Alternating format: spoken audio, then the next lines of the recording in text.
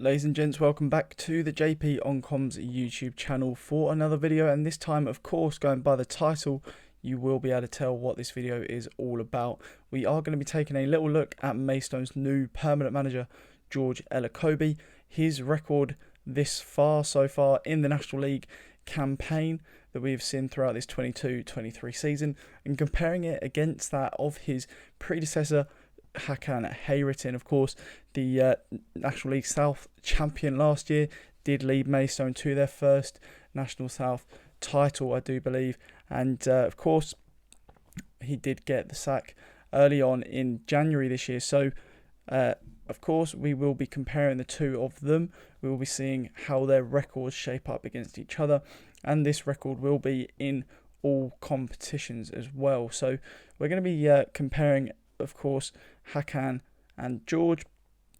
George, 15 games so far as Maidstone manager in all competitions. Hakan, 29 games this season in all competitions. And really looking at both of these managers, it's been tough for them. It really has been tough for them. I think many could claim the resources weren't necessarily there for either manager. I think George has seen a little bit more in terms of backing in the transfer market. I think some of the players he's brought in were of a slightly higher quality. Maybe that is due to his own research, his connections, of course, for which he is very well connected. And we do, of course, know about Hack's connections to many ex-clubs he's played for, friends in the business that he has amassed over time. But yeah, as I say, this is being recorded after the Woking game. At home at the Gallagher Stadium, in which Maidstone did lose 2-1 to a 95th minute corner goal. And yeah, I mean, that kind of sums up our season. George Elokobi's 10th loss as a Maidstone United manager in just 15 games. But we'll be getting into that shortly. So, as I said at the start, Hakan 29 games throughout this season, almost double that of George. And looking at the goals scored, of course, Hakan would have had a lot more, so I'm going to be breaking it down. I'm going to be doing it per game, make things a little bit more fair and even. And it does look as if things are slightly more in George's favour. Hakan, in the 29 games that he was in charge, his team did score 33 goals, so that's an average of 1.14 a game. Pretty low. I believe at the time that was actually the second lowest in the league. And then, of course, the goals conceded, 60 goals in 29 games under Hakan Hayrettin this season, and that is an average of 2.07 a game. So, you can understand why under Hack we were down the bottom. When you're conceding almost double as many goals as you're scoring per game, you're not really looking at attaining many points. And yeah, I mean, compared to Elokobi's, it's not too much better, but it's certainly a smaller gap there. Almost a difference of one extra goal conceded compared to one goal scored for Hack. But for George, it's slightly different. After 15 games, 19 goals scored, so that's 1.27 goals per game, so that's 0.13 per game more than Hack, so that's an extra goal every 10 games. So it's not a massive difference, but these numbers do start to add up over time. I think if we'd had these figures throughout the season, we'd be slightly better off. There would have been more games where we kind of picked up an extra goal, which could have got us a point or more. And goals conceded, 27 goals in 15 games. That's an average of 1.8 per game. So again, still quite a lot of goals, almost 2 per game, but it's 0.27 below Hakan's record so far this season. When I say so far, it's not going to change for Hack, but as you can see from those statistics, we're scoring ever so slightly more under George, and we're conceding slightly less under George too, and that brings those two figures slightly closer together. There's only a 0.53 difference in the amount of goals we're conceding against the amount of goals we're scoring. So that compared to the almost one difference between Hakan's goals scored and goals conceded, again, will add up over time. You'd think, the goal difference is going to slightly improve under George. I say improve, it's still getting more negative by the point, but not as a quick not as quick in terms of how bad that's getting. But Maidstone having conceded 87 goals now in all competitions this season, only scoring 52. It's not a fantastic look really, considering we've only played 44 games. Not fantastic, of course, but an interesting stat that did come up whilst I was calculating this was the clean sheets. Now, of course, Hakan's goal conceded record was pretty more significant than George's, more than, or about 15% more goals conceded in Hak's time on a per game basis compared to George. And one thing that came up was the clean sheets, as I say, and Hak in his 29 games kept 5 clean sheets, which doesn't sound like a great deal, but it was 17.24% of his games. So we're talking about 17% there, compared to George, who's had 1 clean sheet in his 15 fixtures as manager of this side, whether that's on a caretaker or permanent basis, and that's 6.67%. So that's almost a third, really, of third difference, a third as a percentage of Hak's clean sheet record. And despite Hak conceding more goals on a per game basis, he kept a significantly higher portion of clean sheets, and I think that was quite a telling story of Hak's season really as Maidstone manager. There was so many games in which we'd lose 4-5-0.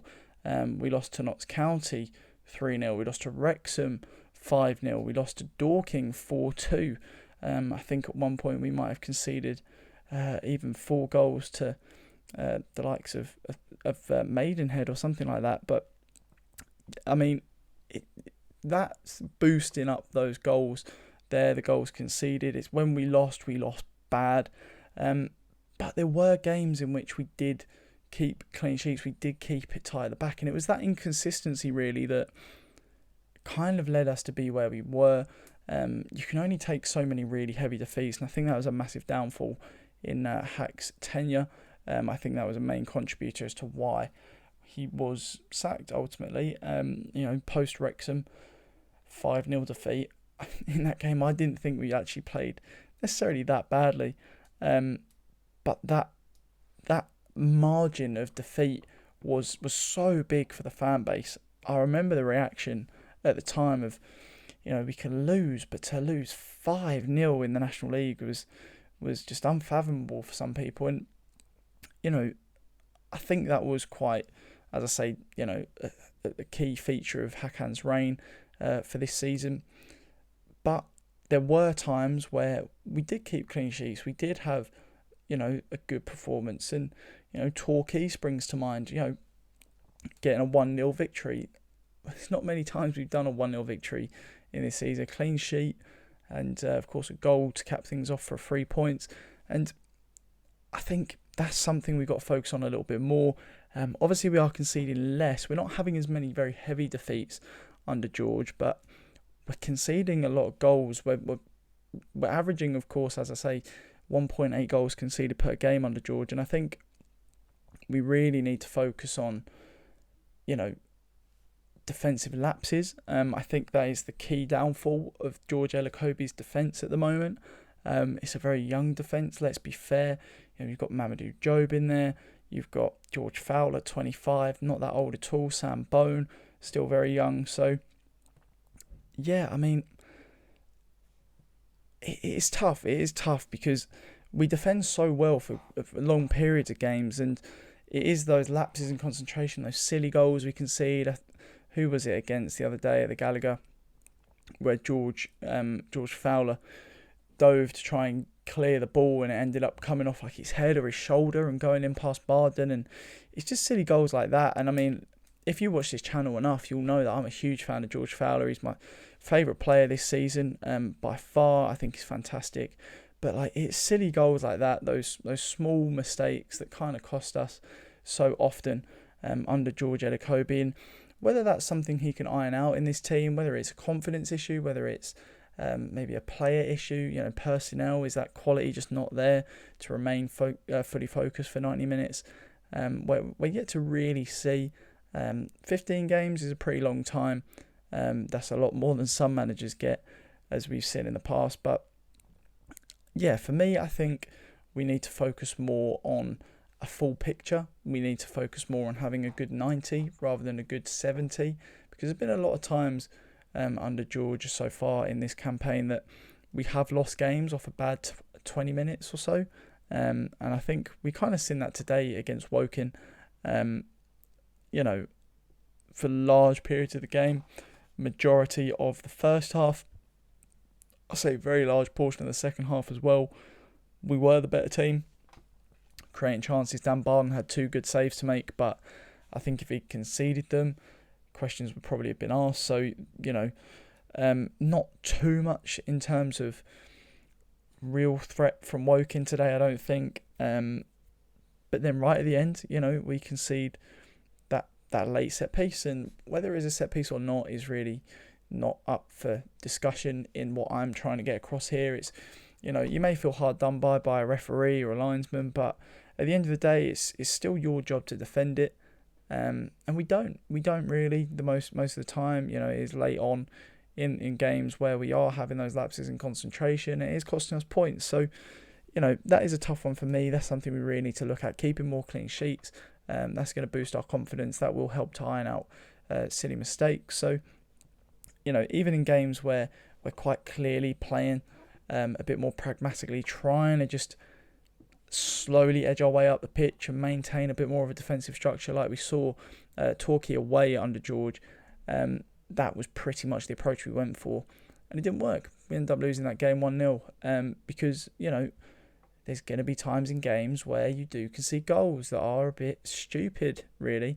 And until we can iron those out, we're going to keep losing games. We are going to keep losing games. So I think that was a big difference there. I think Hakan's experience and, the more experienced back line that he had at the time, of course, Reece Greenwich, Joe Lowell, Bidon Williams, for large periods of the start of the season, Gavin Hoyt, more experienced players are more capable, in my opinion, of having a more consistent 90 minutes rather than really good spells in a game, and then kind of faltering towards the end. So I think that's the difference we're seeing. I think as time goes on, George will begin to rectify that. I put a tweet out today about how I believe, unless Sam Bone is slightly older, that George Fowler was the oldest player on the pitch today as captain, 25 years of age. And, you look at the rest of the team. Abdou Job, 19. Regan Booty, I think, is 24, 23, something like that. Solwanjal Smith, 22, 23, something around there.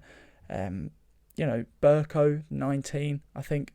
Dan Barden, 21, 22. So we had a very, very young team out today, and I think that is the direction that George is going to go in. That's something I'm going to talk about as well in terms of transfers and development. But a little bit more, looking at the record of both managers so far this campaign, we had a win percentage of 24%, or 24.1% if you want to get a bit more precise, for Hakan in this season compared to George Elokobi's 13.3%. So again, almost half, Hakan's got almost double the amount of wins as a percentage compared to George this season. And I think that that's a tough thing to deal with, really, considering, and I am counting, by the way, wins on penalties as wins, because let's face it, they are a win. If you lose that game. Do you know what I mean? Like, you can't really draw a cup tie. And if you do, it goes to penalties and you win or lose. So that's what I've done for these statistics here. So yeah, it's 7 wins, 6 draws, 16 losses for Hack in 29 games. 2 wins, 3 draws, 10 losses as of today's loss to Woking. So that's 2/3 of Elokobi's games so far this season lost. 55.7% or 55.2% of Hack's games lost this season. So again, a massive difference there. A 10% difference in losses. Hack's obviously converted that 10% into wins, and that's why he's picked up a few more points in the league, and obviously got us into the kind of latter stages of the cup before George came in and took over. So, I think in a results basis, Hack was slightly better. Obviously, the numbers are there to prove that. But I think in a performance basis, we're scoring more goals, we're conceding less goals. It is just ironing out those silly mistakes. And I think George's kind of approach to this National League campaign so far has been with the future in mind.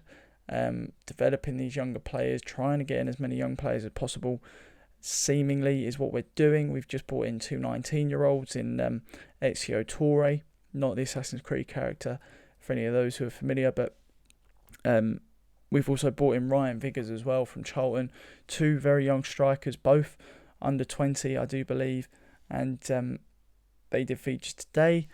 Wasn't too impressed with them, but again, it's first time off the bench, men's football, professional football, something they're not familiar with really, but I think that vision, that sight, that development is there under George. It is a transitional period where we're finding ourselves in.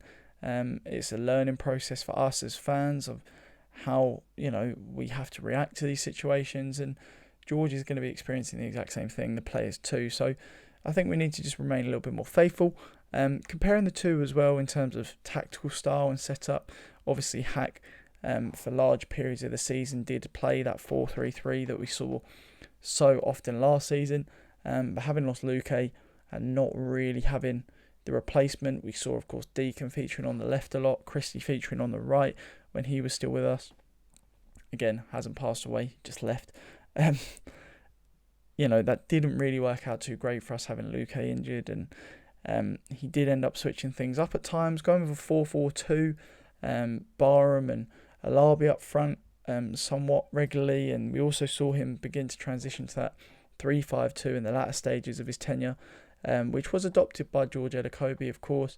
That 3-5-2, 5-3-2, 5-2-3, there's more defensive formations, trying to shore things up at the back, was seemingly what both managers have tried to do. I think they recognise a lack of quality in the side, which they are trying to make up for with these formations. Hack did start to chop and change things quite often towards the end of his time, and I think once you start doing that, you're kind of writing yourself a bit of a death wish in terms of your management career at a club, because the one thing you rely on as a football manager is consistency in your team, and that's playing the same players, which Hack lost through injury. That's playing the same formation, which Hack lost again, mainly through injury, being forced into playing different formations and styles. And when the going gets tough, you do have to try new things out sometimes. And I think maybe if we'd stuck with some new ideas as opposed to kind of going with new ideas every other week, then we might have seen a little bit of an upturn in our form. But of course, that is hindsight talking. Now, looking at transfers, of course, that is a big thing for many people. A lot of people were not impressed by Hakan's transfers back in the summer and the impact that they have had. I think it's worth mentioning that Sol Wanjal-Smith was a Hakan Hayrettin signing. I've spoke to Sol a number of times. Of course, got a podcast with him. If you haven't seen that, go check it out. He's a fantastic player, fantastic person as well. Really, really nice guy, and I thank him so much for giving me that opportunity to speak to him on the channel here as well. But he said as well that Hakan, after the games that we played against them, said, "Who's that guy? I need to sign that guy right there. Get him to Maidstone right now." And he did. He did, personally endeavour to sign Sol Wanjal-Smith, who has looked a very bright spark of late. Got an assist today for Josh Shonibare, who has really been the standout signing of George Elokobi's tenure as well. If not maybe Sam Bone, but for me, Josh Shonibare has been fantastic. I thought he was excellent again today. Another goal just to add to his tally, which has already impressed so many. And I'm really looking forward to seeing him play for us next season, if we can keep hold of him. But yeah, I mean, I think the quality difference has been quite apparent, if that's the right word. I think George's signings on a whole have been of a higher standard. That's not to say Hack did not sign some fantastic players. Reece Greenwich, stunning player. I really, really like him. I think if he was in this side now at the back with Mamadou Jobe and Sam Bone, we could see some really impressive things with, that sort of three at the back with maybe George Fowler on the right and Bingham on the left. I'd be really interested to see something like that happen. But I think in general, Hack signings did not turn out great. Likes of Jack Cooley, Jacob Mensah, Henry Woods hasn't featured much due to injury, but again, people will question his quality when he did feature, which wasn't too much to be fair. But there's been plenty of signings. Johan Zuma, I think, kind of puts Hack down in the pecking order there. But George, signings he's brought in, I've been pretty impressed with. There's not one really that I've thought, I don't know why he signed him, or I don't like the look of him. Even Kevin Burko today at times had some poor moments, but he had some really good spells getting down that side. Created some excellent opportunities for the forwards as well. And, he's a very young player, but he's showing good sparks and good spells in games. And I think that's certainly something we need to look forward to as Maidstone fans under George Elokobi. Obviously going to have a lot of connections in the game, still being so close to his playing career, obviously retiring at the end of last season. He's going to have people that he knows who are still playing. He's going to have people who he knows are still managing very big clubs and are still involved in some very big clubs, which of course is going to open us up to be able to get more players into this Maidstone side for next season. So I think as a whole, the things we can take away from that is that Hack had the experience and the know-how at times to kind of get results, get games, and get goals at times that it was needed. I mean, another big thing was his substitutions. Substitutions have always been a key thing of Hakan and Terry's kind of arsenal. I thought substitutes for them have been excellent at times, especially last season, which is not what we're comparing here, but even at times in this season, bringing players on which did make differences in games, which is not something we've really seen with George Elokobi. For me, making the wrong substitutes quite a lot of the time. I think today the two subs cost us, Solwanjal Smith and Josh Shonibare coming off around that hour mark for the new boys, Ezio Torre and Ryan Viggers. For me, was the wrong decision. I think that cost us. I think that lost us that fast break, that lost us that ability on the ball. And I think ultimately that put us under a lot more pressure than we needed to be under, and that did cost us the game in the end. But again, that's going to come with experience, that's going to come with learning, and that's exactly what George is here to do right now for us. So, yeah, as I say, I think there was positive and benefits, positivity from both sides. I think there's negatives to take from both sides. I think, if we could have a mesh of the two, that would be really, really good for certain points during this season. Hack's substitutions, Hack's ability to kind of maintain the ball at times and keep a clean sheet when the going was getting really tough in games.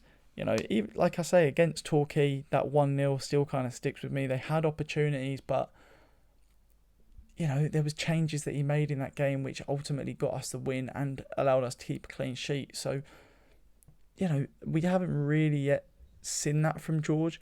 But I think once he adopts that, we're going to see someone who is quite progressive with the ball. He obviously wants to play a bit more attacking, but feels limited in that at the moment. He's got some good talent alongside him. So hopefully we're going to see that develop going into next season as well. Another positive performance despite the negative result today. And it's, of course, all a big learning process for us all. So hopefully you guys did enjoy this little look over the season so far from both sides. Hakan Hayrettin, Terry Harris versus George Elokobi, Ryan Gordon, really has been the main setup at the moment for those two. But if you did enjoy this video, leave a like, of course. Do subscribe to the channel. We're slowly getting up. Want to get to 150 very, very soon. I appreciate all of you who have subscribed so far. That really means a lot to me. So as I say, do like this video. Do leave a comment down below on your thoughts on both of the managers, of course. And let us know how you think George is going to do going forward for the rest of this season and into the next as well. So thank you all so very much for watching, and I'll catch you in the next one.